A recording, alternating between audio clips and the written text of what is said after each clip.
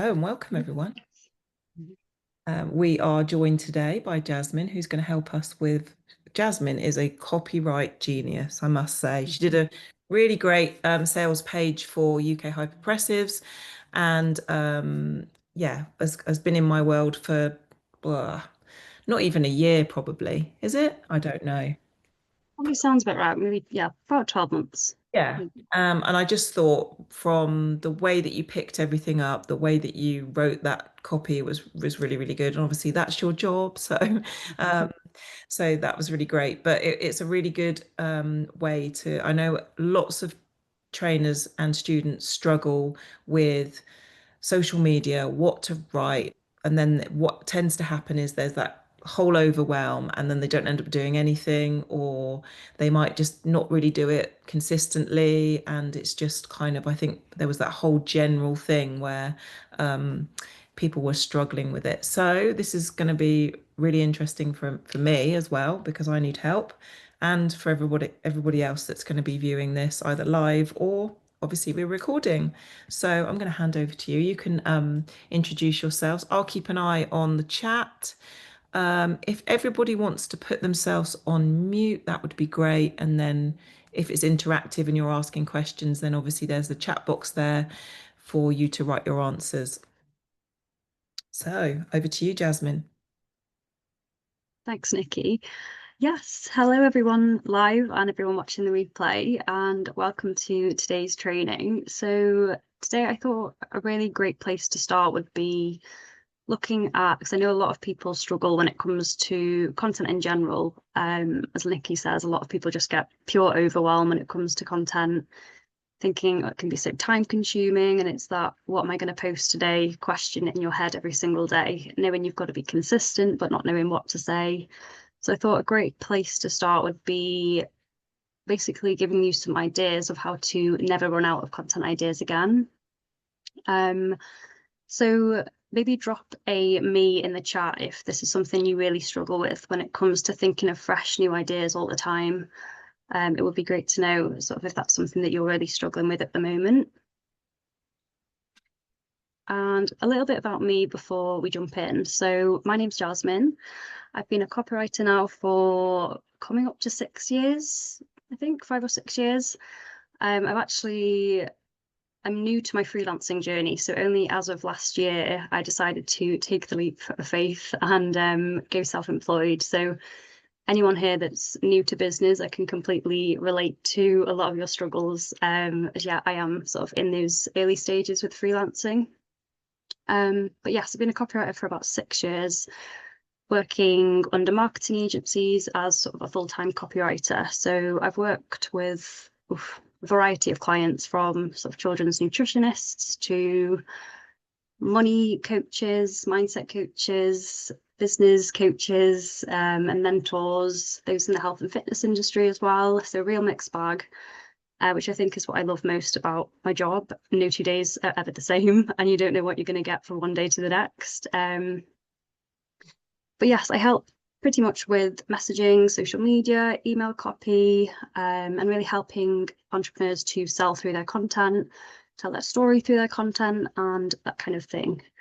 So it would actually also be interesting where maybe drop a 1 in the comments if you're very new to business, drop a 2 in the comments if you're sort of in those first few years, and then drop a 3 in the comments if you're sort of pretty established.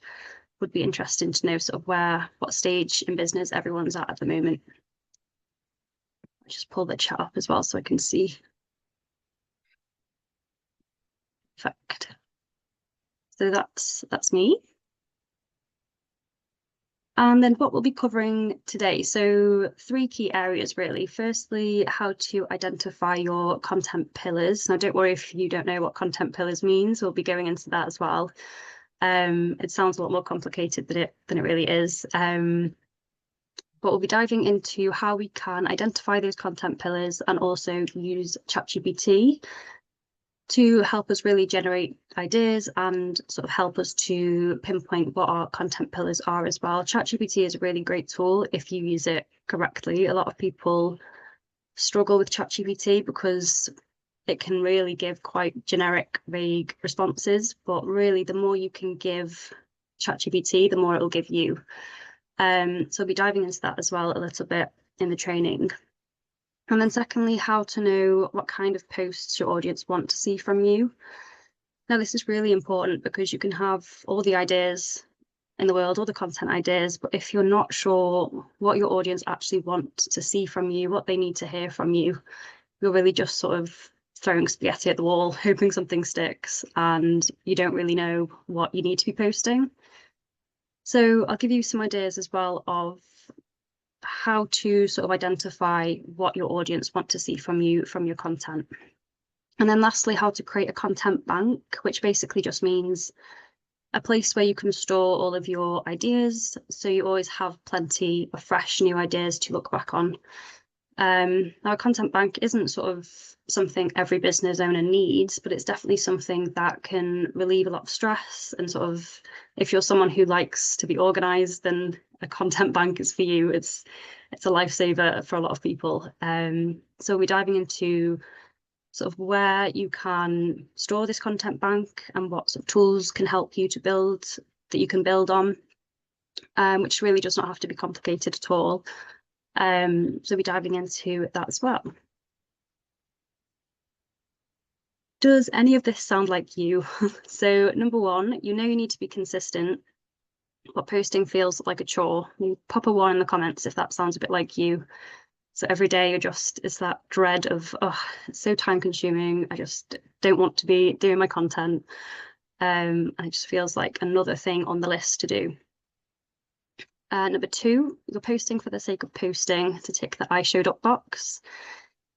This is something that I think I see a lot. And people are being told by business coaches, business mentors, you need to be consistent, you need to be showing up, you need to be visible. So they're just posting anything for the sake of posting, just to say, I've showed up today, I've posted today. So pop a 2 if that sounds a little bit like you. And then number 3, you feel like you're repeating yourself or posting random fluff. So a lot of the time, business owners can be just, because they know their business and what they do so well, they just tend to repeat the same things and then they don't realize they're doing it with their content. And it can come across as sort of you just don't know what you don't feel very fresh. Your content doesn't feel very fresh and it just feels very, you're almost bored of your own content, which is something you definitely don't want. So 3 in the comments in the chat if that sounds like you. And then number 4, you've tried asking ChatGPT for content ideas, but it's always a bit bland. Again, ChatGPT is a great tool, but a lot of people really struggle to get much out of ChatGPT. So drop a 4 in the comments if that sounds a bit like you. I'm just going to check the chat. We've got a lot of 3s, a lot of 1s, 2s. You might be 1, 2, 3, and 4. You can post, pop them all in there, because I know content is something a lot of people struggle with. So yes. Now, if content does feel like a chore, chances are it's because you're posting reactively rather than strategically. Now, this can sound, the word strategically, I feel like throws a lot of people off because they just think being strategic with my content feels too complicated, but it really doesn't have to be. So it's worth noting here as well that posting reactively can actually be a good thing when it's something like, say you've had a call with a client and you wanted to share it with your audience, or you've had a thought that popped into your head in the shower and you think, I've got to share this with my audience, or something that's come up for you that day. That kind of reactive content is actually really, really great because it really shows the sort of face behind the brand. People see it's a lot more personal. People can tell it's not a post that's been scheduled 3 months prior to writing the post. So that kind of reactive content's really great. But if you also want to be making sure your content is strategic in terms of having a plan, knowing what you're posting, knowing why you're posting it, posting with a purpose and all that kind of things, which we'll be diving into today. So reactive content can be great when it's sort of coming from the heart, if you like, if it's that off the cuff type of posts. Those posts are the ones that really perform the best a lot of the time. But as well as that, you do need a strategy as well to know what's working with your content and sort of planning in advance based on what you're selling and things like that. So here we've got the difference between reactive and strategic content and what probably happens when you're being reactive in your content versus strategic. So a lot of the time, it's what I call panic posting, where you wake up and you just realize you've not posted in 3 days and you're not being consistent. So you just post anything. You ask ChatGPT to ask you for some help and you're just panicking a little bit. Problem with this is your audience can really feel it. They can feel when it's sort of, this person's just posted this because they feel like they need to be consistent showing up rather than really showing value and posting with a purpose. And maybe you're posting random ideas with no clear purpose, as we've said, throwing spaghetti at the wall. And as a result of this, you're probably maybe getting some low engagement. It's worth noting here, engagement and that kind of thing, your likes, your comments, it's not everything, but it's definitely something to be sort of be mindful of. But as I say, if you're having low engagement, it doesn't necessarily mean no one's watching you, but ideally, when you're posting sort of from the heart and you're posting with a purpose, the results will show. So on the other hand, we've got strategic content, which means no more last minute scrambling. You're not stressing every day about what to post. You're posting with intention, and each post is part of the bigger picture. So we really want to be posting based on our pillars, our audience's needs, and what we're selling. So hopefully all of that makes sense. So it's basically just, in short, if you're reactive posting, you're going to be stressed out. Your content's probably not going to perform as best as it could. When you have a strategy behind what you're doing, and you know, when I say purpose as well, I mean sort of before posting, think, what is the purpose of this post? Is it to position me as an expert? Is it to share social proof? Is it to differentiate myself from competitors? Is it to give a quick win today? That kind of thing. So always make sure you're posting with a purpose. Oh, sorry, Nikki, go on. Matilda just asked, what do you mean by throwing spaghetti at the wall?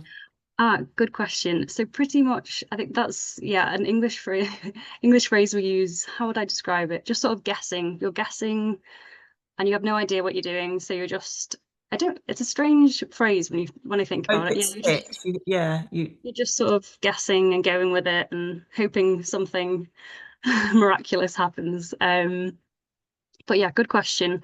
Pretty much just means you're winging it and you don't really know what you're doing, and you're just sort of hoping for the best. I guess that's the best way to describe it, really. And yeah, that can result in obviously not the results that you want from your content. Maybe you're not converting from your content, but when you're posting more with a plan and a purpose, the results will show. So step one, identifying your content pillars. Now, your content pillars pretty much just means the core themes or topics your brand consistently talks about. So I like to think of them as your ideas buckets. So the content pillars really give you a great place to start. So it might just seem like, oh, it's another thing I've got to think about, my content pillars. But if you're really struggling with content, this is definitely the best place to start because it gives you a sort of a good foundation. But also it helps you make sure that your messaging is really consistent. Because what I find is a lot of people tend to sort of talk about different things here and there, and the message gets a bit sort of diluted almost. So ideally if you imagine a new lead lands on your Instagram or your Facebook, wherever your sort of platform that you're most visible on, if a new lead lands on your profile, you want them to really understand who you are and how you can help them within the first sort of 3 to 5 seconds. So maybe go and check out your Instagram or your Facebook, wherever it is that you sort of are most visible, and check out your last sort of 3 to 5 posts and ask yourself, is my message here really consistent? Is it really clear to a complete stranger or ideal client of mine who doesn't know who I am? They land on my profile. would they be crystal clear in terms of who I am and how exactly I can help them? So it is really just helping to keep your messaging consistent, but also as well, it can help with ideas. If you are struggling to come up with those fresh new ideas, content pillars is a great place to start.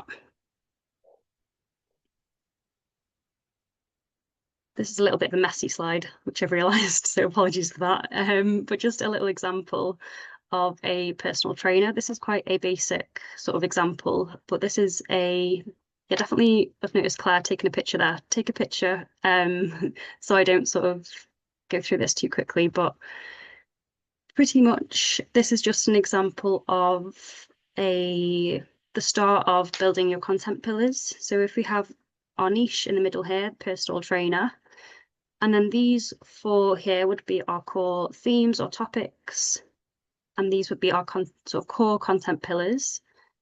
And then what we can do is spider these out into more specific topics or themes.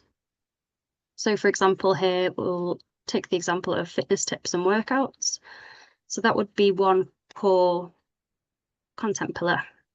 And then you can see we've gone for types of workouts, workout planning, and exercise techniques. Now, I'm no personal trainer, so this isn't this is just me sort of giving some examples. So you can sort of see how you would begin to map out your content pillars. But then what we can do is, again, spider off these. So the types of workouts, then we can go one step deeper. Or another one here. So if we look at personal brand and lifestyle, why I became a PT. So we might have a few different stories here of why I became a PT. So then we can branch those different stories out again. So this is a great place to start, a little simple spider diagram of 4 to 5 content pillars, and then going more specific with that. So another example, nutrition and healthy habits, that would be your core content pillar, and then going deeper with something like meal planning, and then deeper again with some more ideas here. So hopefully that makes sense. But this is a great place to start with mapping out content pillars to get some ideas flowing. Now, another sort of really great technique to help you generate some content ideas would be to grab a pen and piece of paper. And on the left side, have where your ideal client begins. So imagine where they are before they begin working with you. And then what you do is you would list out all of the sort of struggles, the pain points, whatever you'd want to call them. List all of those on the sort of the left side of the paper. So where they are before they start working with you. What are they struggling with most, do you find? So I've used the same example here for a PT. So they might be unsure what exercises are best for their goals. They might be struggling with low motivation. They might be struggling with being intimidated or overwhelmed by the gym, or frustrated with the lack of visible results. And the more ideas here that you can start to get flowing, the better. So on the left side, where they are before they start working with you. And then on the right side here, we've got B, so where your client ends up after working with you. So this is sort of where they are in their ideal world. So their sort of end goal and the outcomes that they really want to achieve. So they've got a clear workout plan tailored to their goals. They're showing up consistently and they're enjoying it. They're confident in the gym. They're seeing real results like strength, fat loss, energy. So that's all their sort of ideal world. So doing this can really help you sort of get some ideas flowing and really put yourself in your ideal client's shoes as well. Because I think a lot of the time when we're posting based on what we think. Or a lot of the time it's just generic sort of, oh, I'll post this today, rather than really putting ourselves in our ideal client's shoes and thinking, what are they really struggling with? What do they need to hear today? So when you're mapping out the left side, think what's keeping them up at night, what sort of their biggest frustrations, and then B, their sort of ideal world, so where they want to be after working with you. And that's just great for content ideas in general. So the more you can think of for each side, the better. So hopefully that makes sense. Let me know if you've got any questions in the chat as well. Perfect. And it's also really important to remember about the themes that naturally lead to your offers, because a lot of the time you'd be surprised how much people talk about in their value, their educational posts, a lot of things that aren't sort of relating back to the bigger picture in terms of what they're selling and what they do and how they help people. So always thinking about what you're selling and almost sort of gearing people up for your offers and really educating people on why they need to invest. So it's just something to keep in mind, to always think about those, what you're posting and how it's leading to offers, even if you're not necessarily selling in that specific post, always being mindful of, again, it's that sort of consistency in your messaging and that kind of thing as well. So just something to keep in mind. And then this might be something that you want to take a picture of as well, just a really simple ChatGPT prompt. So I help, and then you insert who you help with, insert what you do. Give me 5 content pillars, 5 content pillar ideas that would position me as the expert and attract clients who struggle with insert pain point. Now, as we said earlier, when we're working with ChatGPT, we really want to be as sort of specific as possible. So for each of the points here, go into as much detail as possible, because the more you give ChatGPT, the more it will ultimately give you back. So try and be as sort of specific as you can when you're describing, for example, here, what you do, and when you're describing the pain points. And then once it gives you those 5 content pillars or 5 content pillar ideas, so those, remember, your core themes. So if we go back to the spider diagram, we had mindset and motivation, we had lifestyle and sort of personal brand, and then we had fitness and that kind of thing. So what you can do then is ask for it to go one step deeper. So spider out those content pillar ideas into deeper, more specific ideas for each content pillar. So this might seem like a lot of work, but it's definitely worth it. Again, with ChatGPT's help, you can literally do this in 10 minutes, and it will give you so many fresh new ideas. So it's definitely worth doing. So hopefully that prompt helps. And then I think this is the real gold. So what your audience actually wants to see. So if you don't know what your audience wants or needs to hear, you'll keep creating content that sounds good in your head but never lands. So if you're creating a lot of content and you're spending, I don't know, 15, 20 minutes writing the perfect post, and then it doesn't land as you thought it would, it's probably because you've maybe not thought about what your audience actually needs to hear from you to want to take that next step, whatever that might be.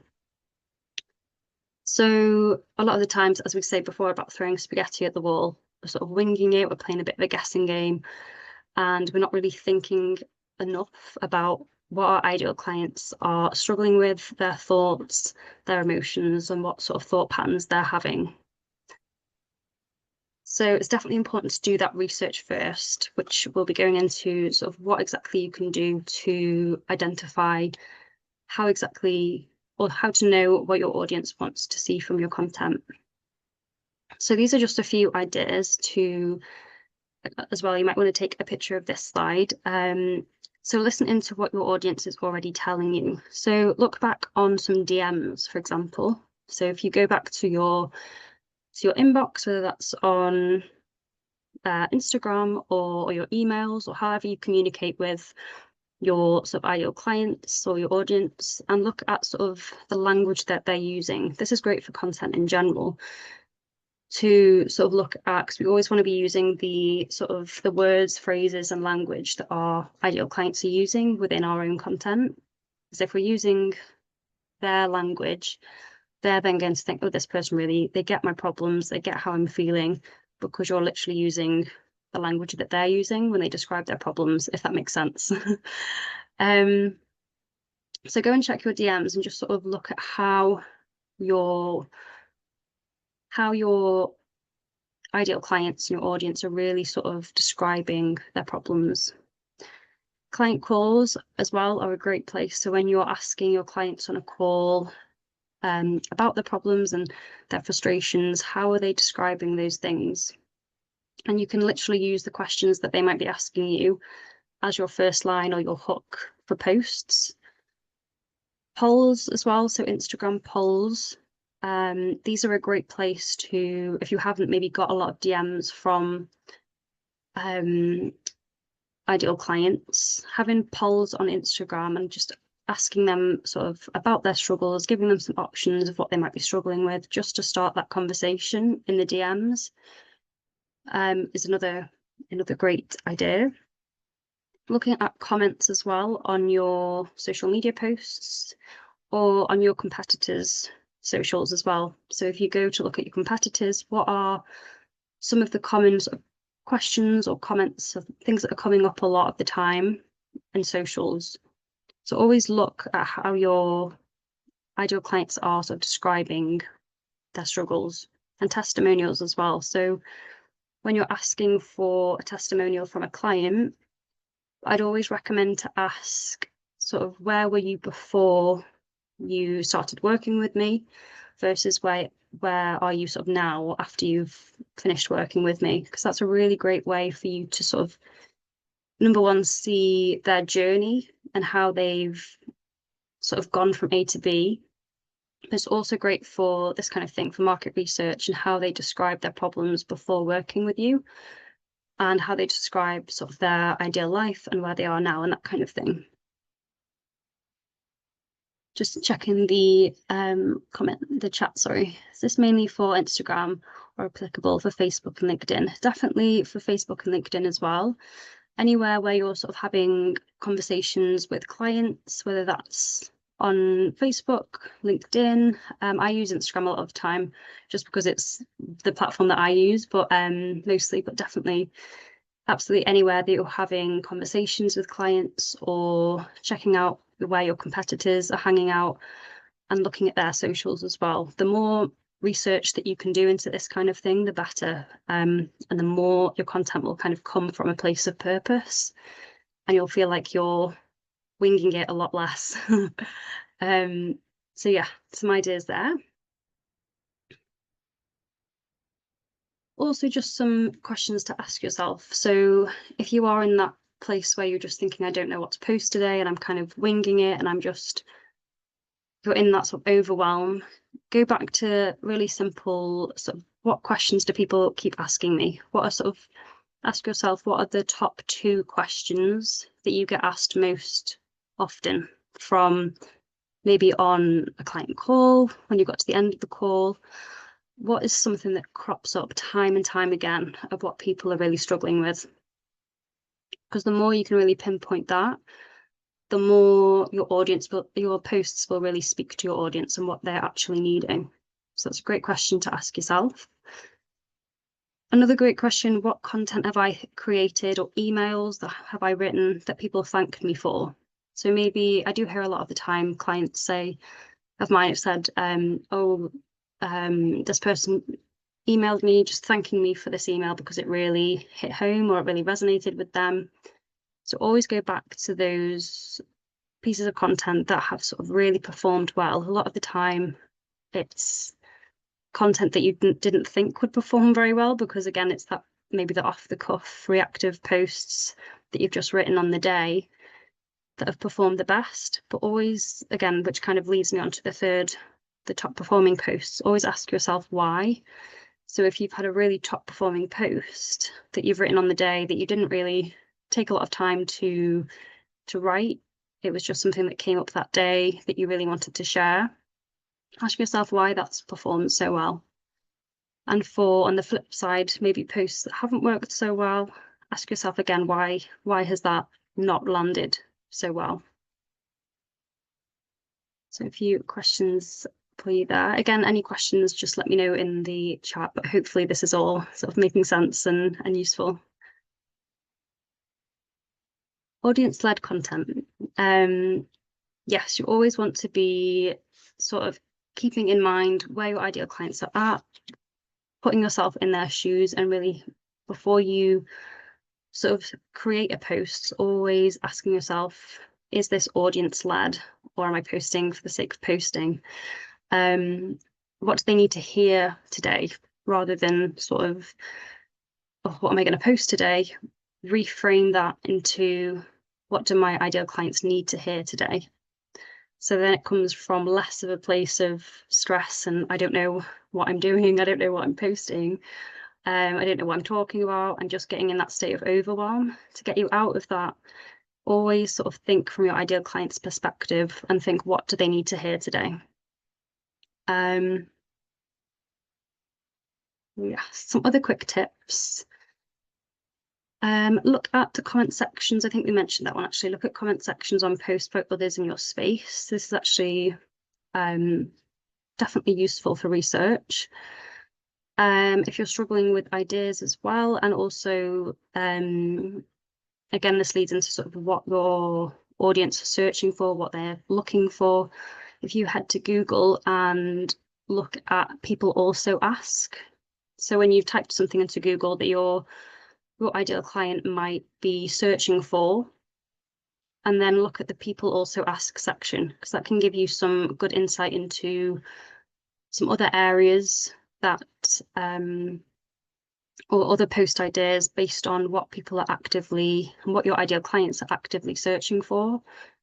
So almost spend a bit of time and pretend that you're your ideal client and think to yourself, what would they be Googling to help solve their problems? And then look at the people also ask section. It always comes up with about 4 or 5 different alternative things that people might be asking Google as well. So all great for content ideas. And then lastly, do some market research with past clients or ideal audience members. So if you have a past client who had an amazing experience with you, you can do this in many different ways, whether it's a form or jumping on Zoom with them to get some feedback. But the more feedback and market research that you can get from your past clients or current clients, the better. So really encourage them to, if they would jump on a call with you, you can give them sort of some type of enticing bonus even to jump on a call, and then have a few questions written down for them. So that can really help you then with your content as well. So you might ask them, how would they describe where they were before they started working with you, and where are they now, that kind of thing. And then step 3, building your content bank. So as I said, content banks aren't sort of everyone needs one of these in business, but they're really great for taking the pressure off, taking the stress away from content. And I like to call them your digital content wardrobe, because yeah, they're great for anyone who gets overwhelmed with content. Like I said, they're your stash of go-to ideas that keep you from ever staring at a blank screen again.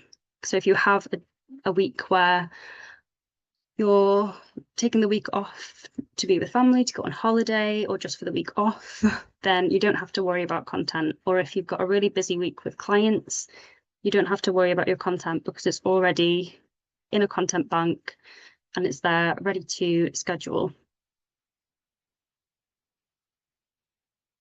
So there's loads of different sort of tools you can use to build a content bank. Trello, Asana. I've not actually used Notion, so I can't give too much feedback on Notion, but I have used Trello and Asana. And if you want to sort of go back to basics, there's absolutely nothing wrong with a good old spreadsheet or Google Doc. But I have used Asana is quite good for, you can have a sort of calendar in Asana, which is quite nice. But they're really easy, sort of very user-friendly tools. Sometimes it can feel a bit like, oh, I don't want another tool to have to think about and learn how to use, but definitely Asana and Trello are really user-friendly tools and a great place to sort of just store ideas. And otherwise, there's nothing wrong with a spreadsheet. And I've got a little example here as well of that's on the next slide, I think, actually, my example. But yes, if you want any sort of advice on sort of which I would probably recommend if you're wanting to keep it really stripped back and simple, just a spreadsheet to begin with. And you can always go on to then looking at somewhere like Asana in the future. And we also want to be thinking about content types. So educational. So I find with educational, when you're writing your sort of value or your tips posts, a lot of the time, what people want really is those quick wins rather than sort of 3 generic tips too. When it comes to educational posts, really trying to think about how you can give your audience a quick win that day, because that's what people really love from content rather than the sort of wishy-washy, here are 3 tips to XYZ, which they can just Google or use ChatGPT for. Rather than those sort of generic tips posts, try and think, how can I give people a quick win today? What's something that my audience can implement that day and see results from? Because that's really something that will build that trust. And then personal storytelling. Storytelling is really great for content, and a lot of people don't bring enough of their story into their content.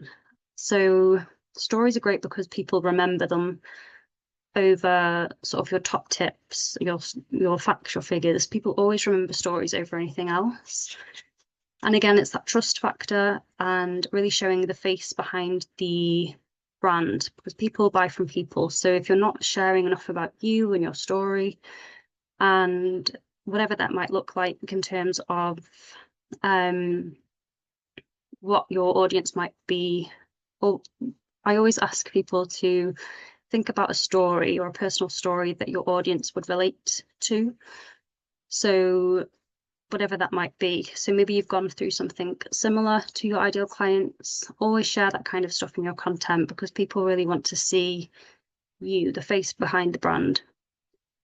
Similarly, behind the scenes, content works really well. People are just quite nosy a lot of the time. They like to see what you're up to and what's going on in your world. So the more behind the scenes content, the better. So maybe on a Monday, you might share, this is what I'm up to this week. Really simple. Doesn't have to be anything fancy, just a behind the scenes of what's going on in your world that week. And then on a Friday, you might do a sort of wrap up of your week and sort of what the clients you worked with, just showing a bit of the behind the scenes.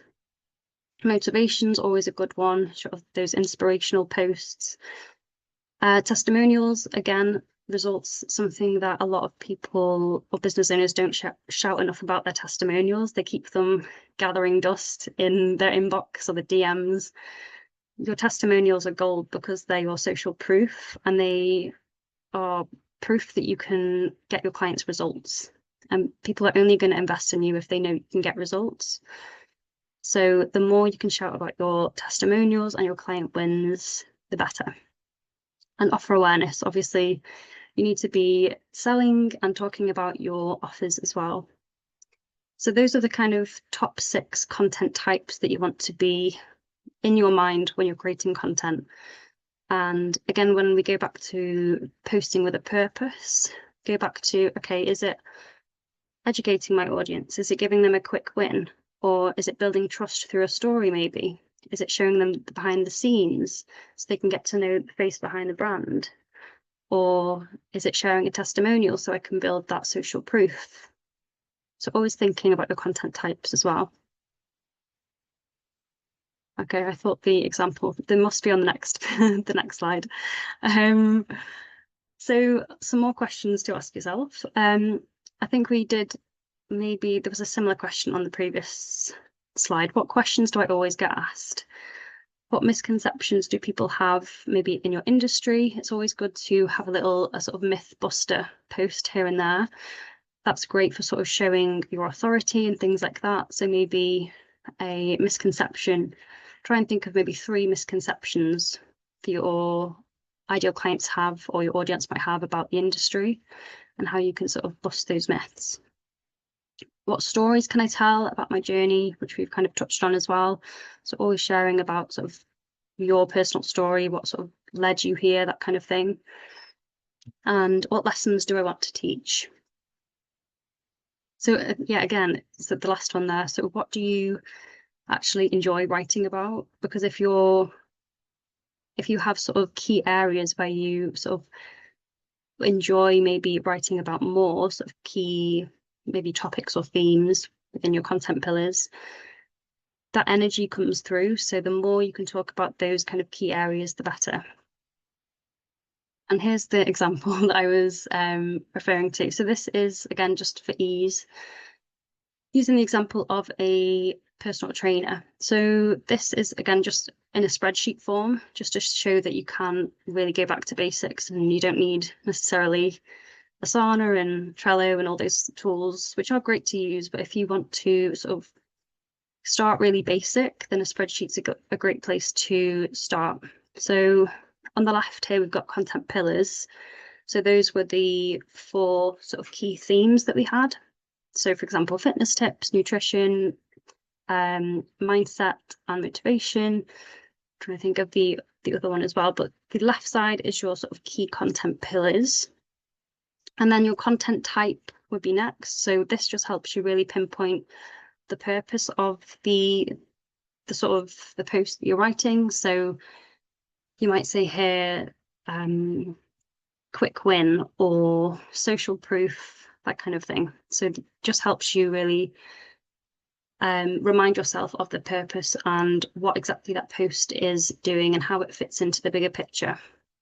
And then you'll have your content idea and the format. So maybe it might be a carousel, a reel, a text-based post, and then you can have status here too. So if it's ready to schedule, if it's just an idea that you've not written yet, or if it's ready to go and you need to schedule. And then you could even add here, once you have posted, you can add sort of how it's performed. So whether it was a high performer or not so much, and then you can start to see some sort of similarities in the type of content that's working and not so much. So once you've built this up over time, you'll then have a huge content bank and huge place where you've stored all of your ideas. And it's something you can build up over time as well. It doesn't have to be something you do in one day and it takes a ton of time. You can just sort of do this in dribs and drabs, take 10 minutes a day just to plod away at the content table or content bank. So yeah, a spreadsheet's a great place to start if you're not techie like me and you hate tech. Not that the other tools are sort of complicated in any way, but a spreadsheet's easy enough to use for this kind of thing. Again, as well, it's a great place to track how well certain content has performed, and whether maybe it's your social proof that always performs really well, or like your testimonials, or maybe it's a certain content pillar. So maybe it's the mindset and the motivation that people really love. So it helps you just to see what's working and not working so well as well. And again, use ChatGPT to help you with this. So might be another one to take a picture.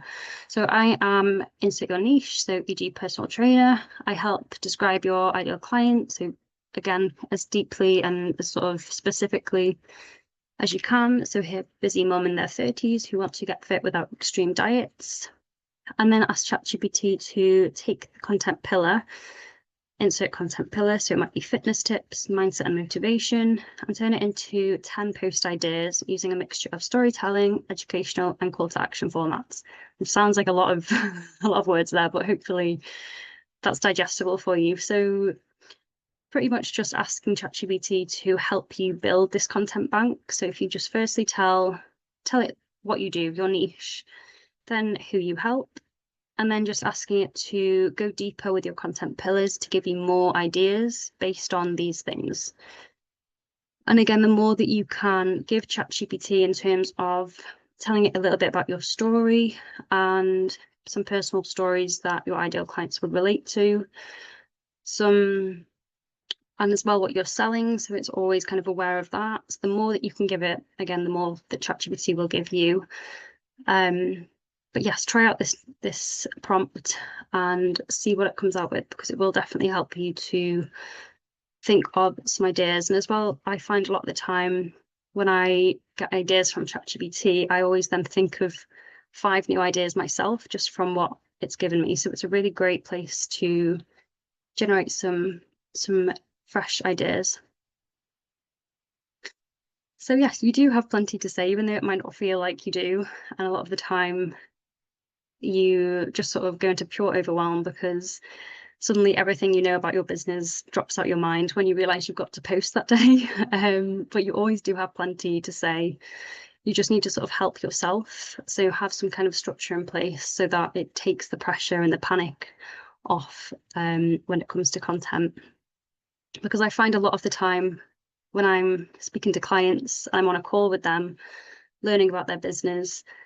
They can speak all day on a Zoom call about how they can help people and what they do and their ideal client and what they're selling. But then as soon as they've got to write about it, it's a whole other ball game. But yes, it always helps to have just your sort of foundations in place with the help of a content bank and ChatGPT. And yes, a quick recap. So when you truly know your pillars and what your audience needs, the ideas will flow with purpose. So always looking back to what your audience needs and not just what you think your audience want to hear that day, but actually doing the research, like we say, and looking at your DMs, looking at your socials and what comes up in comments, looking at your competitors and what's sort of going on in their socials with their comments, and really asking your sort of current and past clients how they describe their problems, as well as Google and all those other things that we've mentioned. Planning ahead doesn't kill creativity. I feel like a lot of people think that when they're scheduling posts way in advance, it kills that creativity, but it actually frees your brain from decision fatigue. So you can actually create when you take a bit more time with your content because you've planned it for the following week or for that month. It definitely helps. Almost you be more creative. And then of course you can always do those off the cuff posts that are more sort of this is what's happened this week or this is what's going on for me recently. But planning ahead takes so much stress away, trust me. And finally, every post should earn its place. So if it doesn't educate, connect, or convert, it probably doesn't belong. So if you're not giving your audience a quick win, if you're not leading them up to an offer, if you're not sharing a story or a social proof with a testimonial, you've always got to think quality is so much better than just ticking the I showed up box. So always posting from that place of purpose. And I think that is everything. Yes, that is everything. I am more than happy to answer questions if anything didn't make sense or if I rushed through anything too quickly. But hopefully this has been helpful. And yes, my details are there just in case you have any questions or would like to get to know me a bit better. But yeah, that's all from me. Brilliant. Thank you, Jasmine. You talking about a scheduler, I think that has been the main revolutionary thing for me posting consistently Mhm. is actually having a really good scheduler and planning in not I mean actually now I don't tend to have so much of a plan. I'm just looking back at what did well, why it did well. Was Mhm. it the visual? Was it the words? Was it the way it was put together? Mhm.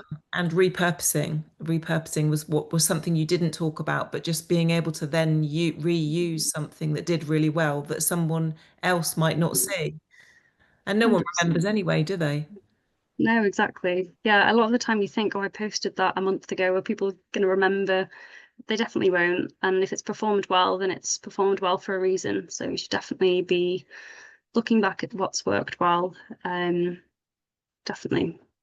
Yeah, I mean, just interesting out of the guys that are here live, who actually uses some sort of scheduling tool, or do you just post from your phone or wherever you are on the day, or just take yourself off mute if you want?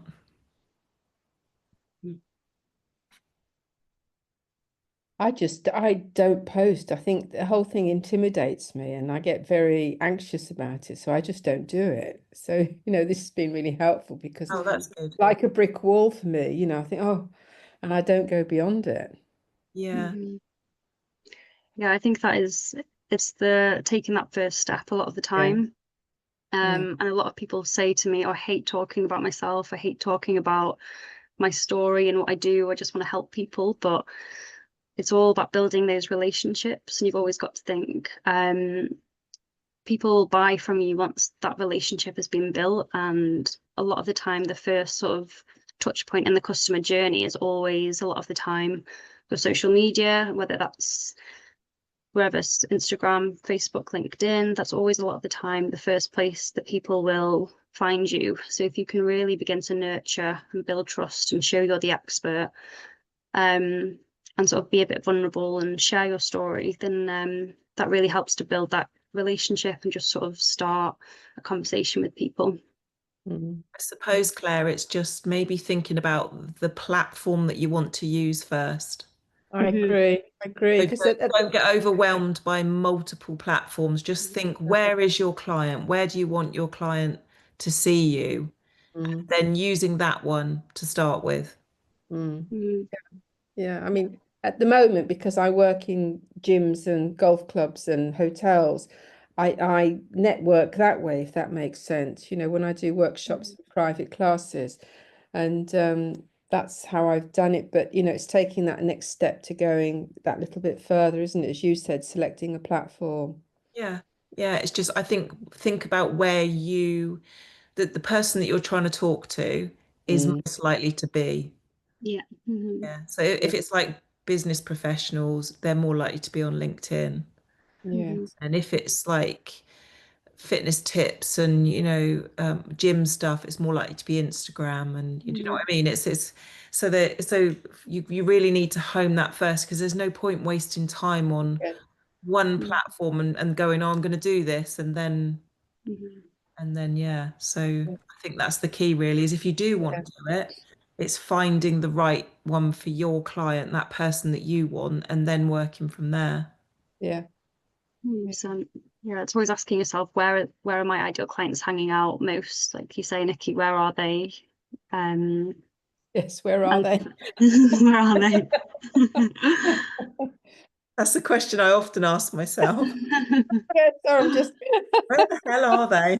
where Where have they gone? Jazz, have you got anything?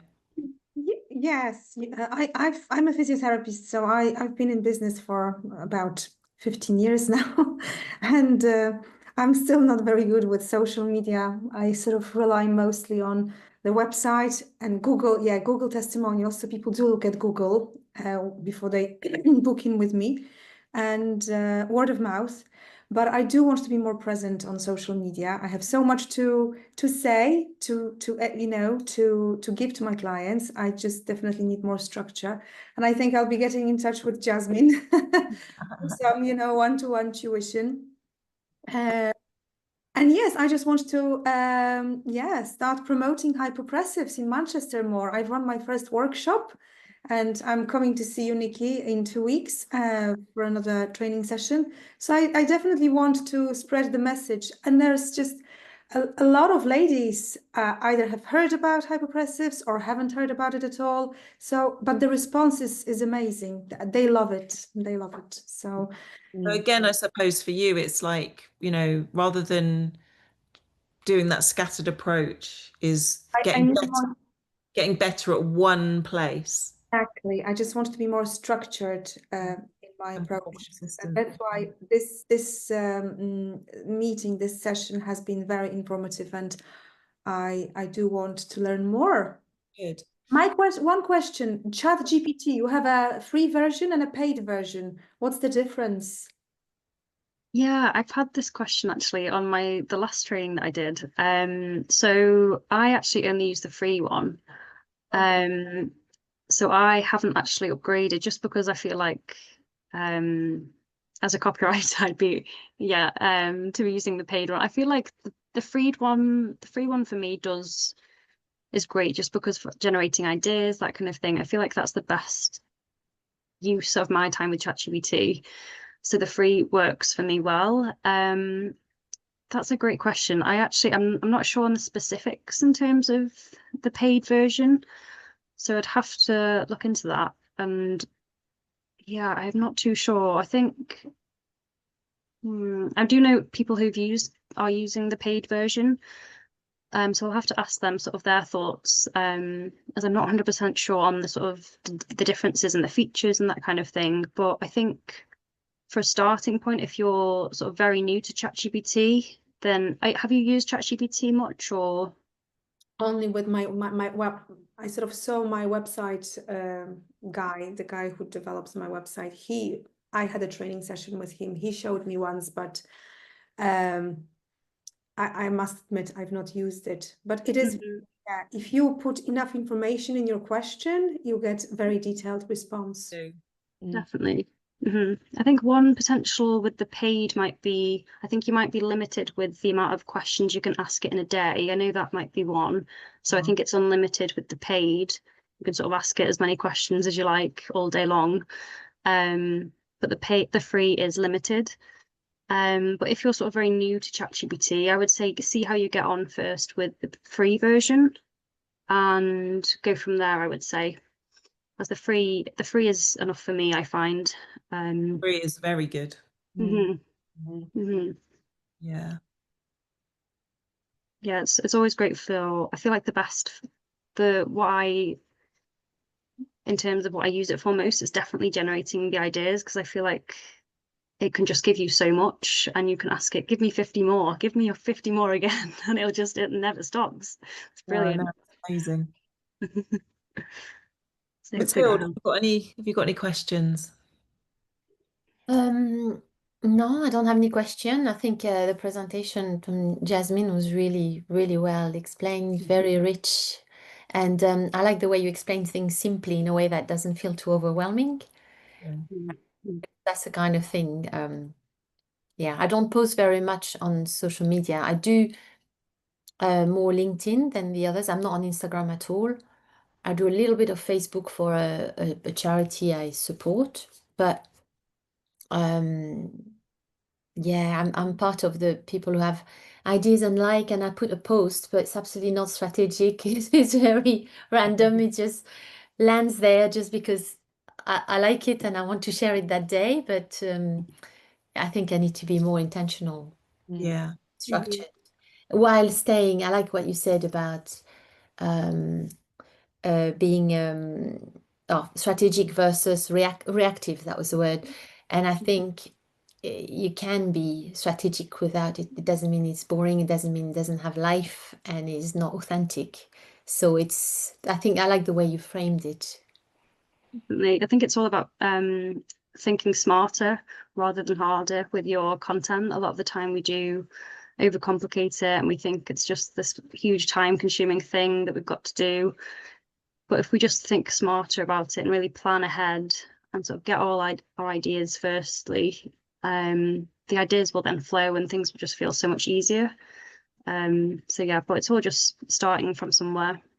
And I like what you said about the bank, the ID bank, because I've got a notebook and I used to write one page for idea. And then I started doing in a Word document, and then I started in something else. And then I realized I was getting really stressed out because I couldn't remember where things were, what have I used already, what have I not. I think my action after this call will be to start a spreadsheet and start collecting ideas in a spreadsheet so everything is in one place with different status, as you say, where I've used it, and yeah, I really like that. So thank you. Well, I'm glad to hear that it's helped. Yeah, I think definitely, as you say, having everything all in one place so you can see as well when you do that similarities in terms of what's working, what's not working so well. When you're tracking the content and things like that, you can sort of even color code sort of in green what's performed really well, so you know to repurpose that. Or sort of, orange what's not worked so well, and then thinking why that might be when you're creating more content. So yeah, definitely a good place to start. This is you can't see it close up, but this is my sheet of that is basically week 1, Monday to Sunday, week 2, Monday to Sunday, week 3, Monday to Sunday. And then the blues are engaging, the purples are educational, so I mean I post a lot. I'm across like 3 different platforms and sometimes more than that. But that's how just as you were saying, I didn't start like this, but I've had to bring it all in somewhere because like you say, it was like there was a bit here, there was a bit there. I'd lost that bit of paper, I'd had that idea, I'd made a video about something and I had never used it because I never quite pulled everything together. And actually, this really helps me to go, right, this week, this is the rough outline. If I want to change it a bit, then I do. But I've got this rough outline. And also, it helps me to also put in promotional stuff, where I'm selling. So I think that a lot of people don't talk about what they're selling. They're scared to talk about what they're selling and they're not selling. They're so busy trying to think about what social media post to put in, they forget that the purpose of them being there is so that they can also bring some money in. So yeah, that something like that, all of these things just really, really helpful for getting yourself organized so that it's not a massive chore and that then you don't have that in your brain to clog you up and the ideas flow. Definitely. You can even get into a pattern of sort of Wednesday wins, for example. So every Wednesday, you're posting a client win. And every Friday, maybe you're doing a behind the scenes post, and maybe a Monday you do a sort of quick win, and then it just makes it so much more simple and less overwhelming. Yeah, and you also, and that it sparks off so many more ideas when you don't have to think, oh my God, I haven't got anything. What am I going to put? Yeah. Definitely. Amazing. Well, thank you very much for that. I've really enjoyed it. I've scribbled down loads. I've taken loads of photos. I'm going to be heading over to ChatGPT myself soon. And some more ideas, definitely, because I love using ChatGPT. But yes, thank you very much for that. And if anyone wants to get in contact with you, then your details are here. This replay will be shared, so there'll be lots more people hopefully finding it helpful and getting in touch.